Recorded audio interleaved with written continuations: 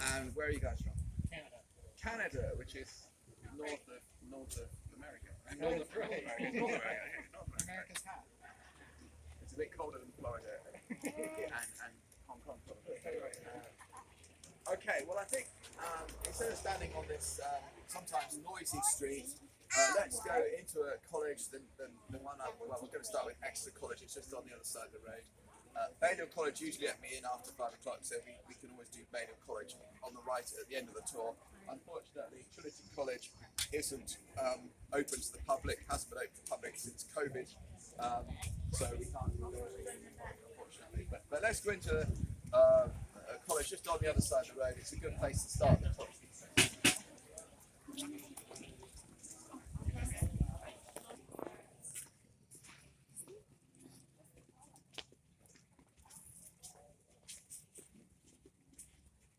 Don't go on the grass. Don't go on the grass.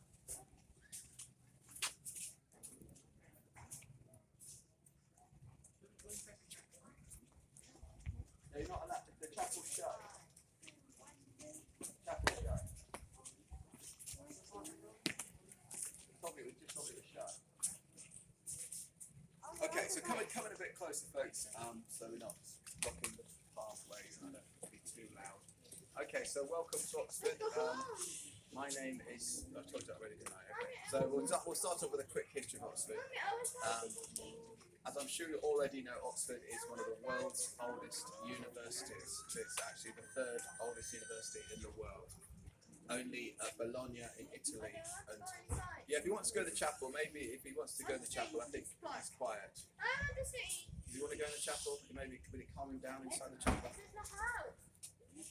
Anyway, so we are the third oldest university in the world after Bologna in Italy and Sorbonne in Paris. So we are we're the oldest university in the UK, the oldest university in the English-speaking world, and I've got to go to the chapel. All right, where we hang this one. 1167 is the year students first came to Oxford. 1167. We know this because at the time the English king wanted to marry the French king's wife, Eleanor of Aquitaine. So English students, almost all of them were studying in Paris, were expelled. That's when they came to Oxford. Partly geography, we're on the River Thames. In fact, there's a great day to go down to the River Thames because there's a rowing competition going on. So we'll finish the tour, and then we'll finish the tour close to the River Thames. It's a wonderful place to explore, and it's the main river of England. It heads as you go left, you end up in London. You go right to Exeter College, but you could end up in your second or third choice college if you narrowed it down into your first choice college. How's the environment when you're in the lectures? Harry Potter fan, Professor McGonagall is the first name on the list. So if one of these fellows, they could be medicals or could be women these days, if one of these fellows is your tutor, this is where you come for your tutorials. Because I've got no idea what their subjects are. You can Google them all, they're all Googleable. So also Oxford academics give lectures, so if you're a professor of English at this college, you probably teach in the English faculty. The students, of course, go to the English faculty for their lectures. But you have your tutorials here, and probably this quadrangle we have many more fellow studies as well as not just first years, but only the first years get to live right in the central area of the college here. Head of the college is known as the rector. He lives here as well. He's about the only academic who lives in college these days. Most of the other fellows live with their families outside the college. They have to study, but they live outside the college. But the head of the college lives right here. Has lived here since the 17th century. Okay, so that's and these are the men of college who died in the Second World War. There's an even larger memorial in the chapel to men who died in the First World War.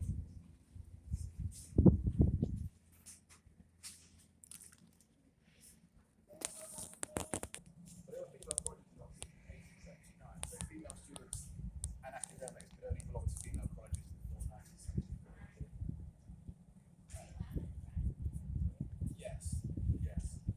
Only fellows. I mean, not it's obviously the grass is a really mess right now, which is lots of temporary structures here during COVID, so they can socially distance. Okay. So there's some sort of aquatic event going on. What is this? Oh, it's paddleboard. Yeah.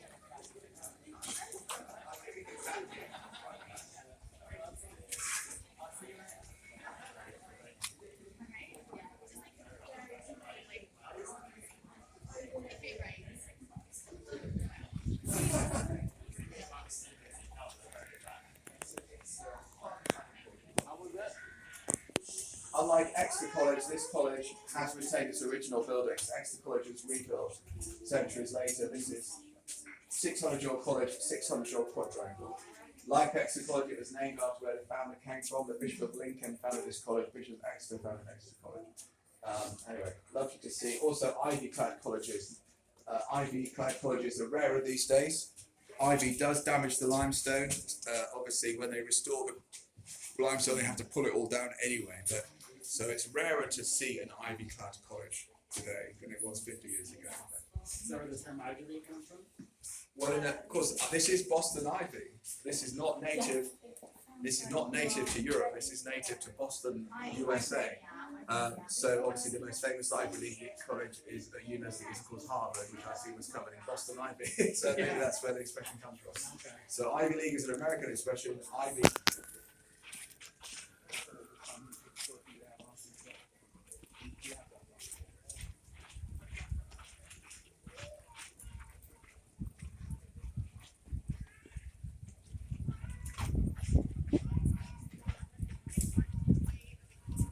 Okay, so we're now seeing other colleges and other parts of the university here. That's the university church on the right, which is the just be wary of that's the oldest building. Now normally I would say behind that tower, unfortunately they've only last entry is around 4:30. Next month it's open until 6 o'clock. Unfortunately, May it's only open until 5 o'clock. So sadly, it's not time today to climb that tower, which I know the kids would absolutely enjoy. But of course, the light's good enough for a few more hours yet. But anyway, but the church itself is the university's oldest building. It's been around for 800 years. It was much more than just a church. When it was first built, it was used for all the ceremonies, all the exams, all the lectures were held here in those early days of the university. These days, it's really just a church, as it is every Sunday morning, a place of worship. But here tomorrow will be open again from 9 a.m. tomorrow till 5 p.m. tomorrow. The round building is part of the library. We'll probably save the library for after we've seen Harry Potter's College because I want to have maximum time in Harry Potter's College.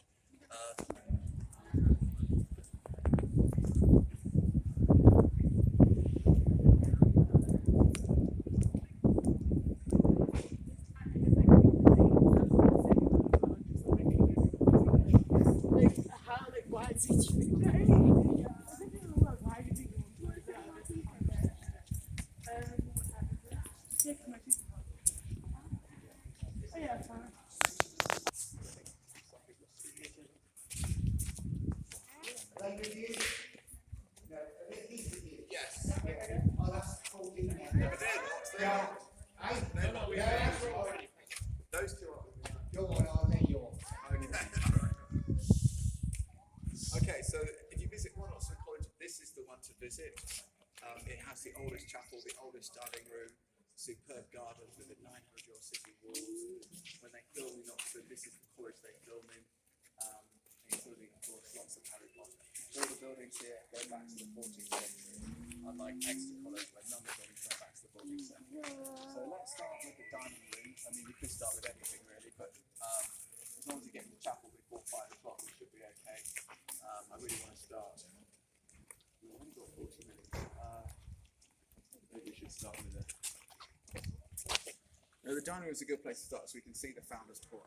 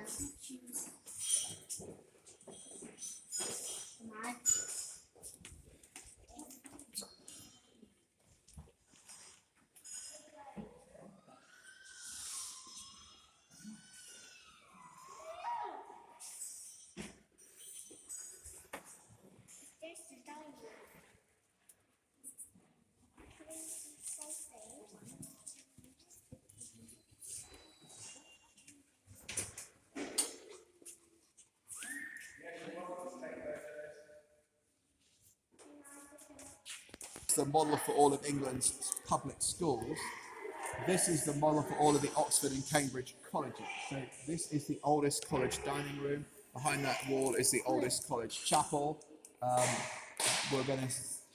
We've seen the oldest college quadrangle already to get here.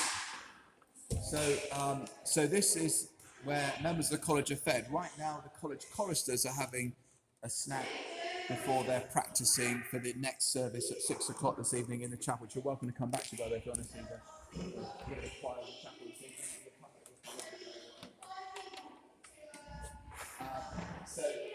But the other members of the college can also eat here every day, breakfast, lunch, and dinner. So, unless it's a formal dinner, which is what's happening next, it's a cafeteria dinner. So, you eat breakfast or lunch, you take your food from the kitchen to the corner. You take your food from the kitchen to the corner, you bring it from the home, you eat it.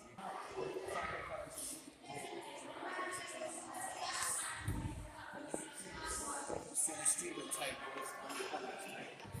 Students only get one glass of wine, fellows get 2 glasses of wine, and most goes food, and the students get a paper napkin. Some cloth napkins over, I'm not sure why that is. But again, the class is much better food than wine, and the students get not so good food than wine. But all the food and drinks are brought to you from the kitchens if you eat formally. Now, the one person who's not having dinner this evening is the head of the college, because his chair is stuck in the corner. Now, he of course, could only sit in that chair, the head of the college, and he would sit in the middle below the founder like Donald Bogatti and Harry Potter. So because the head of the college is not having dinner this evening, he lives in the main quadrangle, by the way, his chair is stuck in the corner. But quite a few fellows, and obviously quite a few students have formal dinner this evening. This college is one of the largest colleges, there are about 80 fellows here.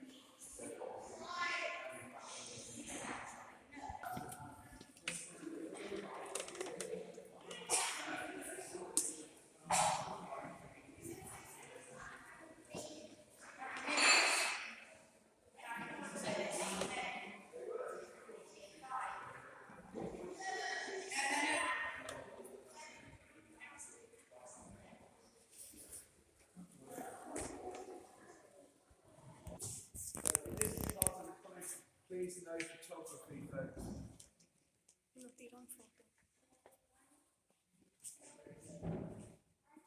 ¿Y de coño?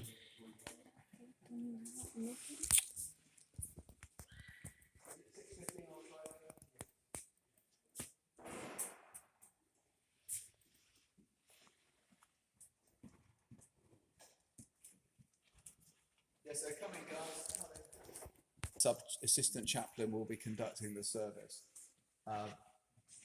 So it's still used every day. Most college chapels might only have 2 or 3 services a week. This one is still used every day. Before the 1870s, you had no choice. You went to chapel every day. So when England was a Catholic country, which of course it was when this college was founded, everyone had to belong to the Catholic Church. When England became a Protestant country 500 years ago, everyone had to belong to the Protestant Church, and only Protestants, Christians could study here. Not other Christians, non-Christians couldn't study here or teach here until the 1870s, when they finally relaxed those rules. So that would explain why colleges have chapels, except for the modern ones, which sometimes didn't bother to build a chapel. But there are other reasons to come to chapel. They host concerts. In fact, they had a concert in the antechapel just earlier today at lunchtime. If it's a big concert, they'll use the entire chapel for a big concert, which they often have, as well as smaller concerts. So if you're into music, you can join the college orchestra. You can perform here at least once a week, or you can join the college choir, of course, if you're a keen singer. So.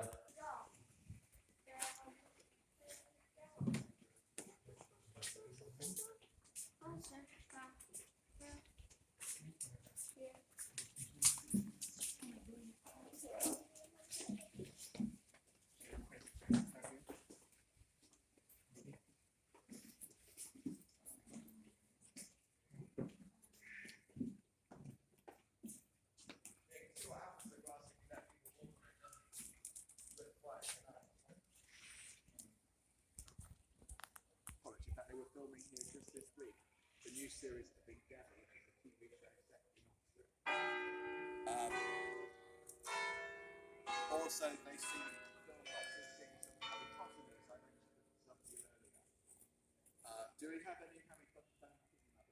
Okay, when the bell stops, it's the kids at the back. Okay, well, the answer is correctly. Then you're clearly a Harry Potter fan. It's quite challenging, I think. So the most famous scene films here would be the Goblet of Fire, the fourth Harry Potter film. Under this tree is where Malfoy gets drinking polyjuice potion to look like Professor Moody. Snape? Is Snape? He's close to Snape. Okay, I'll give you one more clue. If you see the film, this may help. So when I came here a few weeks ago, it's probably at Easter because I had a few kids on the tour. Of course, kids usually nail it straight away. I asked the same question: who turned Malfoy in front of this tree? And one of the kids said, "Was it Doctor Who?" That's not. I thought that was a big clue. The same actor who played this person famously played Doctor Who. David Tennant. So what character was David Tennant playing in the film? He's googling. He's googling. I see his face. Yeah, you can picture him. Yeah, exactly. So who? And yes, enjoy, kids. Yeah. Enjoy walking on the grass. Exactly. That's what grass should. In my opinion, grass should be walked on and enjoyed, but not in the front quad, whatever you do. And of course, students can eat lunch here, or dinner here, as long as it's not formal dinner. You can bring your food out here, as long as you don't make a mess. Also, at the end of this term, in fact, it's a month time.